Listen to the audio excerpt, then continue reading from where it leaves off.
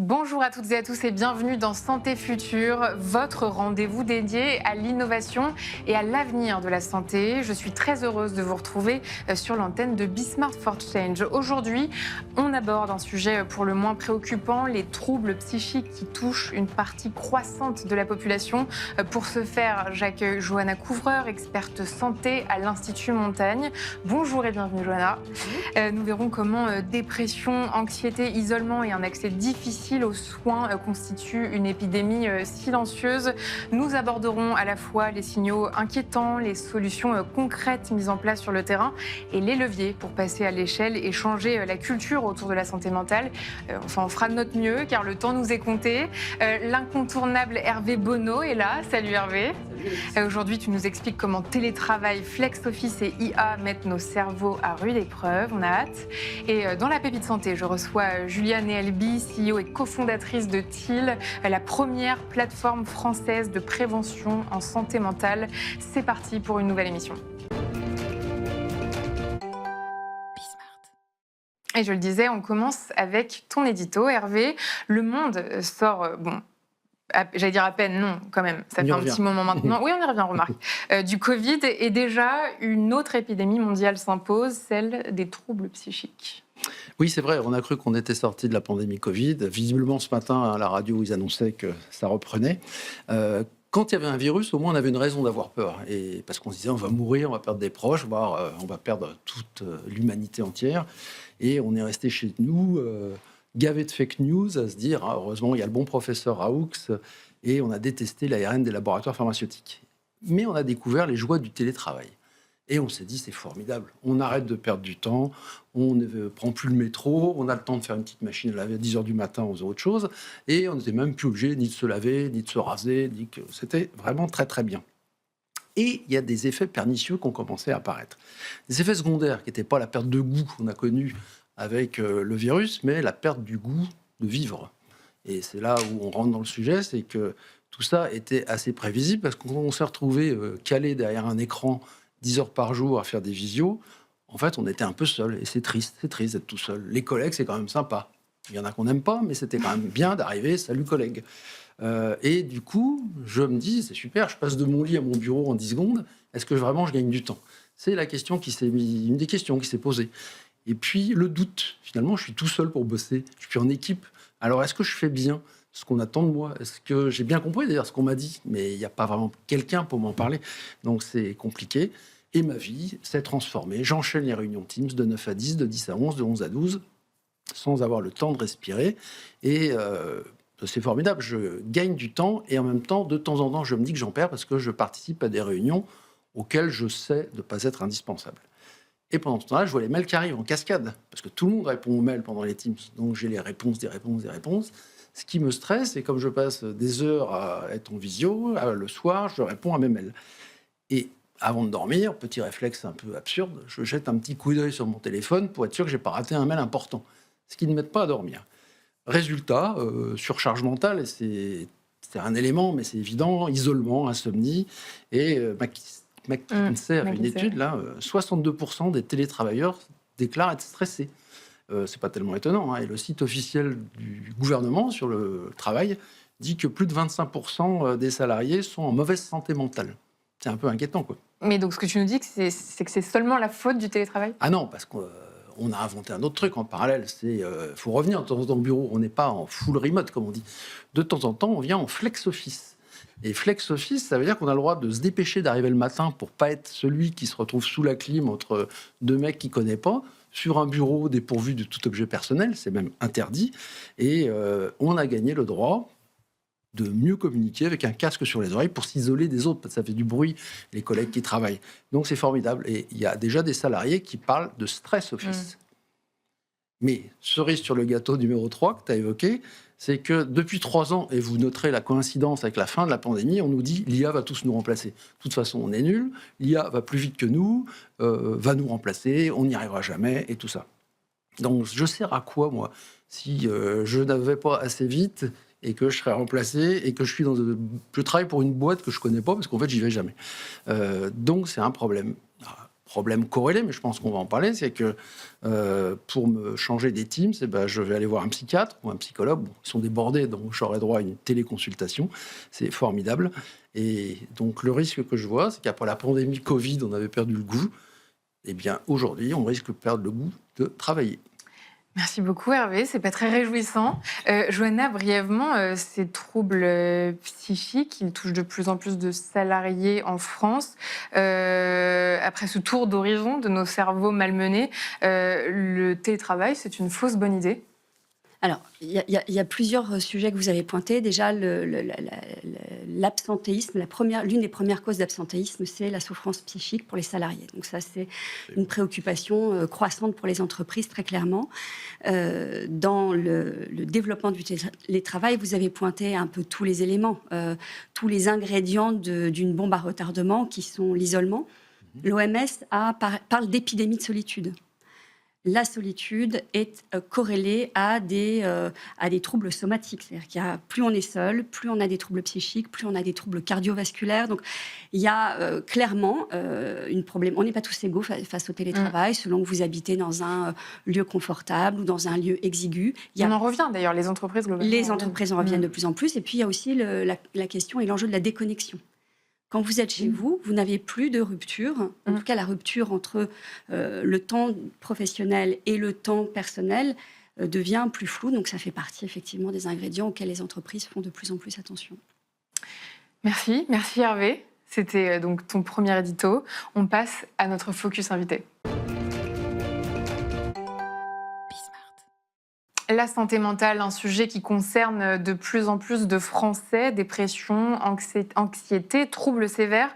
Ces difficultés touchent toutes les générations, toutes les catégories sociales et l'accès aux soins reste complexe. Johanna Couvreur, vous êtes experte associée santé à l'Institut Montaigne, un institut qui travaille sur la santé mentale depuis plus de 10 ans. Quelles sont les données les plus inquiétantes sur l'état de la santé mentale des Français ? Alors, il y a deux enjeux. La santé mentale a toujours été un enjeu de santé publique majeur et on l'ignorait.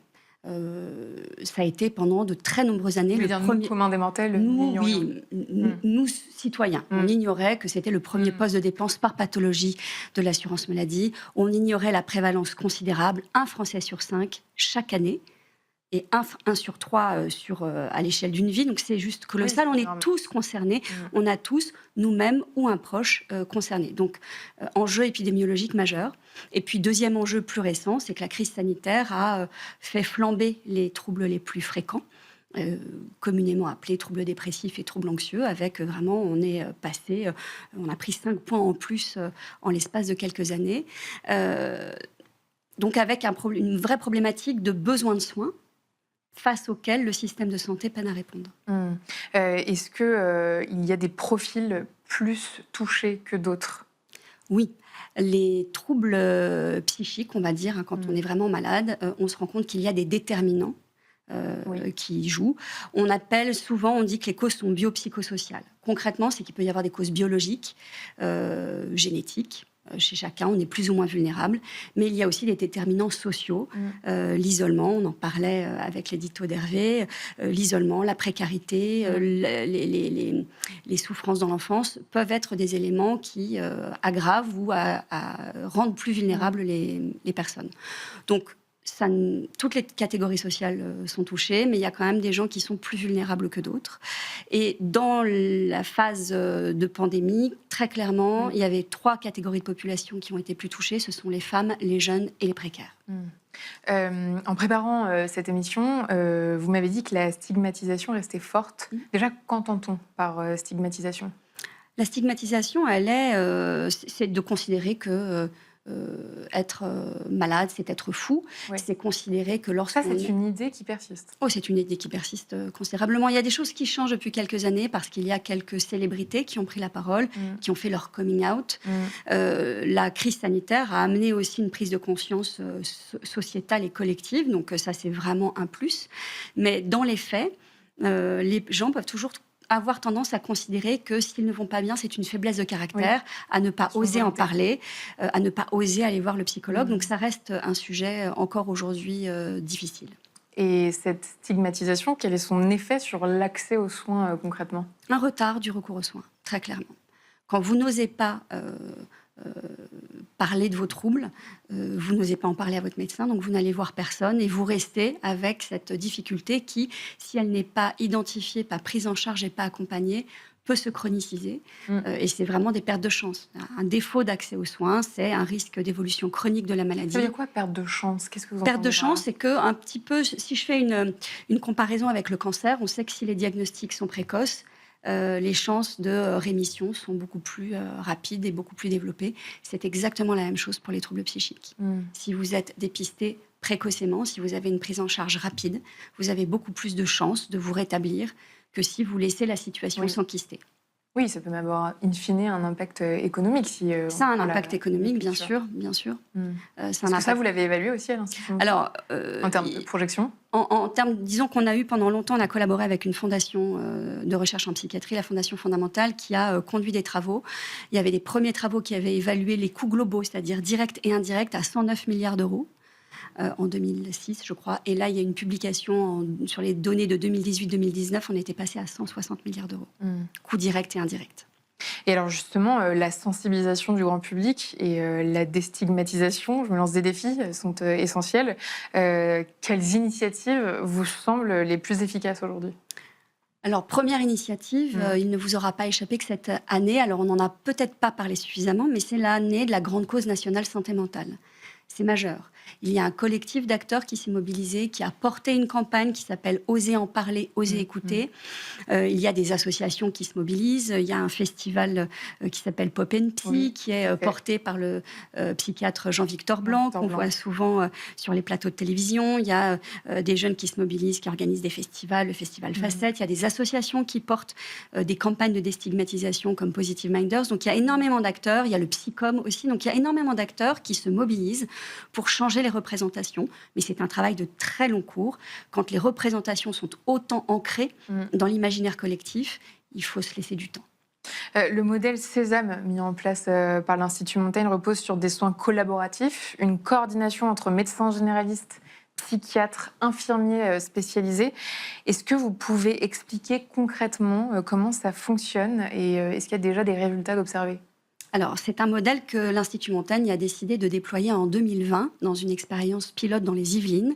Et l'Institut Montaigne, comme son travail le fait, c'est qu'on avait une publication en 2020, Santé mentale, faire face à la crise, où on avait évalué un petit peu la façon dont les systèmes de santé s'organisaient pour améliorer l'accès précoce aux soins. Et on avait identifié un modèle qui s'appelle le modèle dit des soins collaboratifs, inventé aux États-Unis dans les années 1990, donc c'est un vieux modèle, mais qui s'est déployé un peu partout dans le monde avec des données de preuve très robustes. Rémission plus rapide et plus durable, meilleur suivi des recommandations de bonnes pratiques, meilleure observance des stratégies thérapeutiques par les patients, meilleure qualité de vie, gains médicaux-éco, donc tout est au vert, si vous voulez, pour qu'on le déploie. Concrètement, l'idée, c'est de soutenir la médecine générale. Les médecins généralistes sont en première ligne de la prise en charge des troubles psychiques. On l'ignore souvent. Il y a une étude de l'OCDE qui indiquait que 76% des Français avaient l'intention ou allaient voir leur médecin généraliste en cas de problème de santé mentale. La réalité, c'est que les médecins généralistes sont en première ligne, mais ils sont démunis. 14 minutes de consultation en moyenne. Pas formés à la psychiatrie, donc difficile aussi de pouvoir identifier clairement les solutions, des liens assez distants avec la psychiatrie, donc il faut les équiper. Le but avec ce dispositif, c'est de les former à la psychiatrie ? C'est pas de les former, c'est de mettre des ressources à leur côté, c'est de les renforcer, en mettant un infirmier qui a une expérience en psychiatrie à leur côté, qui va dégager du temps médical, et un psychiatre à distance. Donc concrètement, le médecin généraliste a 2 questions à poser à ses patients pour repérer. Et puis, si le patient répond aux critères, il l'adresse à l'infirmier qui va rappeler le patient. Et puis là, il y a toute une prise en charge assez protocolisée qui se met en place avec un psychiatre à distance qui veille, qui apporte ses recommandations, qui ajuste aussi le diagnostic. Et ce modèle, Sésame, est-ce qu'il comprend des innovations numériques, technologiques? Alors, ce modèle repose sur 3 grandes innovations, à vrai dire. Il y a une innovation organisationnelle, c'est-à-dire qu'on organise différemment, on fait travailler des gens ensemble qui n'avaient pas l'habitude de travailler ensemble. On crée de nouvelles synergies. Donc, on crée des nouvelles synergies avec un protocole qui les accompagne. Il y a une innovation numérique, parce que pour que les gens travaillent ensemble, il faut qu'ils échangent de l'information. Donc, on a créé une solution digitale qui permet de partager l'information, d'identifier les patients qu'il faut suivre avec le plus de vigilance. Donc, c'est une solution qui est indispensable pour aider à la coopération. Et puis, la 3e innovation, elle est tarifaire. On a la chance de faire partie d'un dispositif expérimental porté par l'assurance maladie qui nous a permis, des Yvelines, de passer à l'Île-de-France sur 5 départements. On accompagne aujourd'hui 90 médecins généralistes avec 8 infirmiers, 8 psychiatres. Et on teste un nouveau modèle de tarification qui n'est pas un modèle à l'acte, mais qui est un modèle au forfait. Donc, quand les patients bénéficient d'une séquence de soins, eh bien, on rémunère au forfait tous les participants. Et donc, quelles sont les prochaines étapes pour déployer ce modèle à encore plus grande échelle et peut-être en faire la norme un jour? On espère, on espère. Le dispositif... Étape ou même défi, peut-être qu'il y a encore des obstacles? Il y a les deux. Très clairement, dans la phase article 51, on fait l'objet d'une évaluation pour voir si c'est efficace, faisable, reproductible, et on a des résultats formidables. On avait déjà des résultats de recherche sur la phase pilote. C'est un modèle qui est plébiscité par les médecins généralistes. Ça facilite vraiment l'accès aux soins pour les patients. C'est-à-dire qu'on a des patients qui nous disent « je ne saurais aller voir personne, et certainement pas un psychologue ou un psychiatre, si on ne m'avait pas proposé Sésame ». Donc en fait, Sésame est très adapté pour des personnes qui sont assez isolées des soins et qui, comme on le disait au tout début, intériorisent le fait que la santé mentale, c'est une faiblesse de caractère et que ça n'est pas une maladie et que donc ça ne peut pas être soigné. Donc on a des résultats très positifs. Et le défi ensuite, eh bien, c'est de rentrer dans le droit commun. Donc il faut qu'il y ait une décision gouvernementale sur le sujet et puis qu'on arrive aussi à sensibiliser les médecins. Mais ça, c'est encore loin? C'est encore loin. Oui. L'expérimentation va finir en octobre 2026. Donc on a encore une phase, le rapport d'évaluation finale sera remis en juin. D'accord. Après, il va falloir réfléchir aux modalités concrètes de passage à l'échelle, qui est toujours un défi pour toutes les innovations.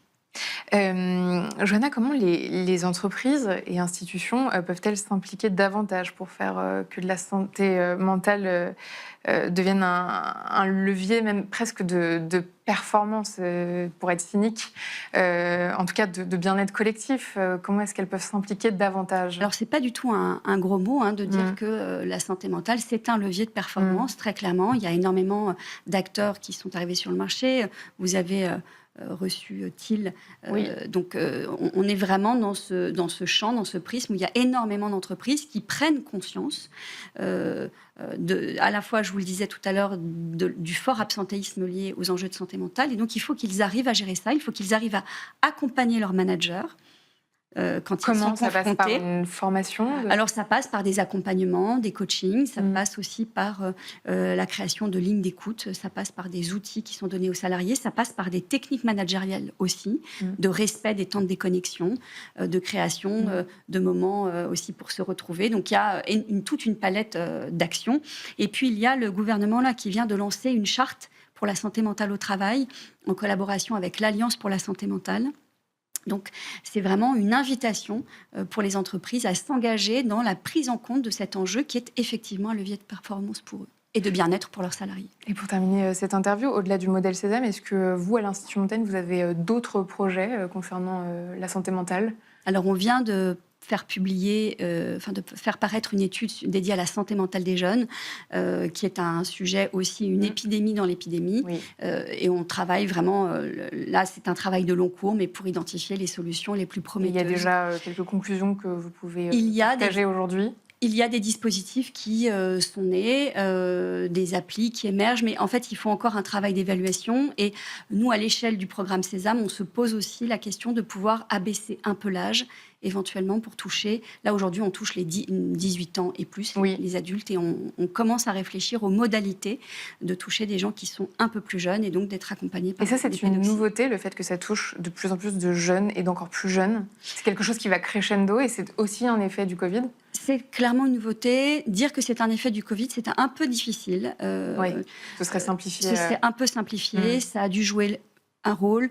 Les crises climatiques, les crises géopolitiques, les harcèlements à l'école, l'usage effréné des réseaux sociaux sont probablement autant de facteurs qui influent. La pression scolaire.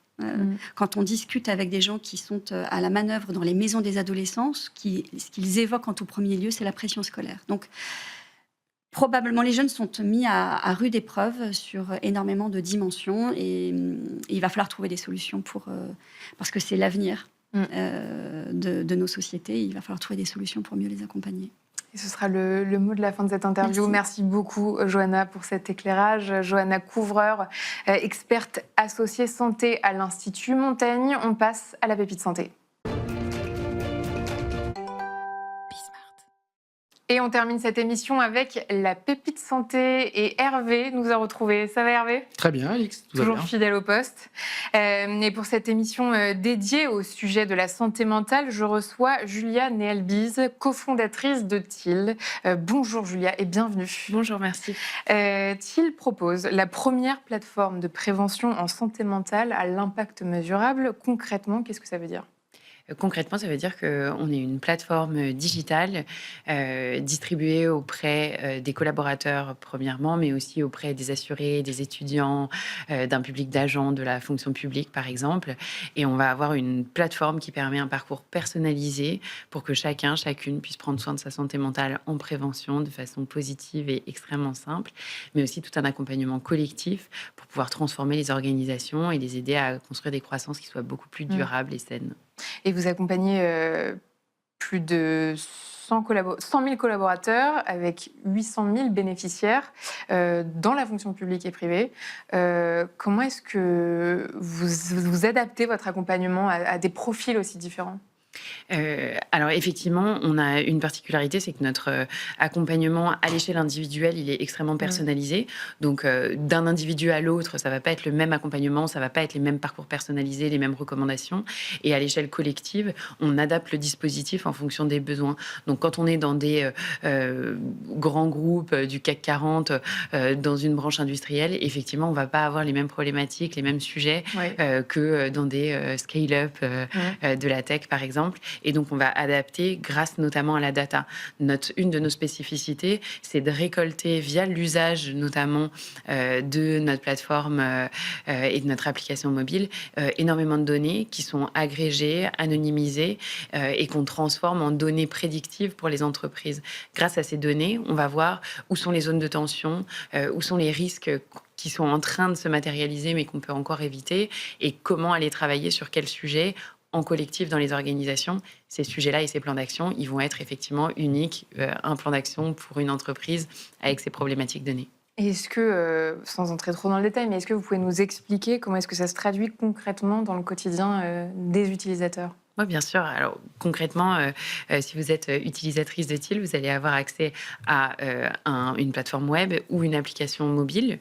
Vous allez pouvoir mesurer votre bien-être mental, votre santé mentale générale avec un indice propriétaire qu'on a développé. Ça vous permet déjà de savoir un peu où vous vous situez, quelles sont les zones de vulnérabilité, vos forces. En fonction de cet indice, vous allez avoir un parcours personnalisé fait de micro-capsules, vidéos, audio, exercices interactifs qui digitalisent les neurosciences et les sciences cognitives et comportementales qui vous permettent de créer des routines de santé mentale. Vous allez pouvoir également explorer la plus grande bibliothèque de contenu existante justement sur la digitalisation des sciences cognitives et comportementales, mais aussi poser des questions à tout moment, 24 heures sur 24, à un coach IA qui s'appelle Joy et qui est expert de la santé mentale et qui va pouvoir vous répondre à vos questions. L'idée, c'est aussi de jamais remplacer l'humain et donc de toujours savoir mettre les bons garde-fous pour rediriger vers la consultation quand c'est nécessaire ou souhaitable. Et donc, on a aussi tout un service de mise en relation avec des psychologues et des coachs partenaires. Donc ça, c'est vraiment pour l'échelle individuelle, le parcours auquel vont avoir accès les collaborateurs, les collaboratrices, les assurés, les étudiants qui ont accès à TIL. Sur le volet collectif, encore une fois, on a ce dashboard qui nous permet d'identifier les risques. Tout l'enjeu étant vraiment de se dire comment est-ce qu'on est dans une démarche beaucoup plus prédictive, plutôt que de constater les risques psychosociaux ou les problèmes, comment est-ce qu'on est dans une démarche prédictive qui nous permet en amont d'identifier les signaux faibles et surtout de mettre en place des plans d'action, des formations, des sensibilisations, des plans de communication qui nous permettent vraiment d'aller travailler de façon pertinente à l'échelle des équipes, à l'échelle des branches, des business units quand c'est pertinent. Un mot sur votre actualité et après on terminera avec la question d'Hervé.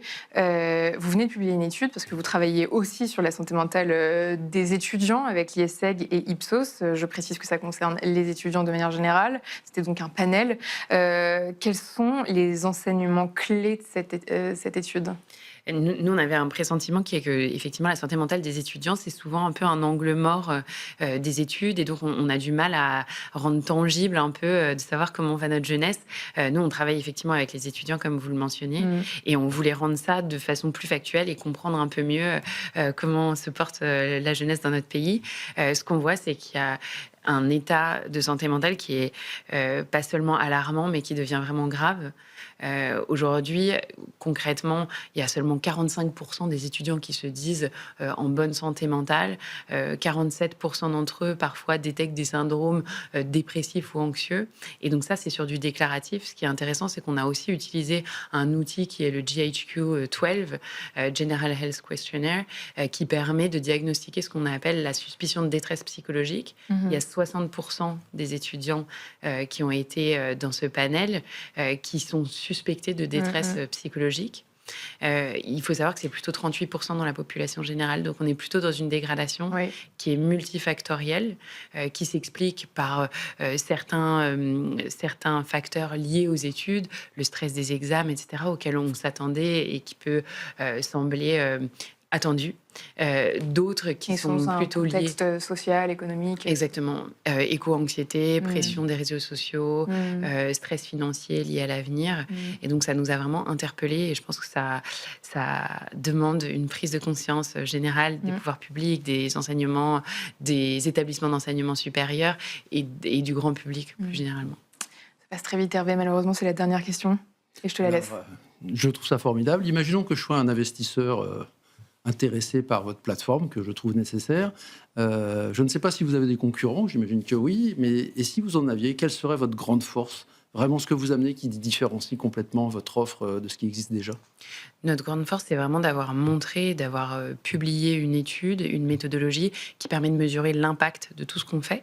Ça se traduit aujourd'hui par l'impact sur la santé mentale. Donc, on a ce qu'on appelle, nous, un Net Impact Score qui montre qu'il y a 75% des utilisateurs réguliers qui ressentent un impact positif sur leur santé mentale, 80% des collaborateurs et des collaboratrices qui ressentent un impact positif sur leur organisation et la culture organisationnelle.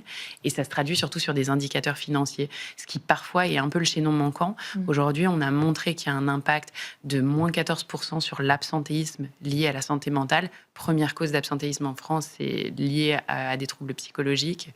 Moins 21% sur le turnover, donc les départs non souhaités en entreprise liés à la santé mentale. Et un impact également, un incrément de productivité de 8%. Ce qui amène un ROI positif de la solution à minima de 4 € pour 1 € investi. Et c'est très important parce que vous me posiez la question en tant qu'investisseur, mais moi, je le dis en tant qu'entrepreneur. En fait, si on n'est pas capable de mesurer l'impact de ce qu'on fait aujourd'hui, toutes ces politiques, elles restent lettres mortes et elles restent dans un petit coin au lieu de devenir un pilier stratégique de transformation organisationnelle. Merci beaucoup. Merci beaucoup. Merci Juliane Elbise, CEO et cofondatrice de TIL. C'était La Pépite Santé. Hervé, je te dis à dans 2 semaines. Oui, à bientôt. À la prochaine et à très bientôt pour un nouvel épisode de Santé Future. Pardon.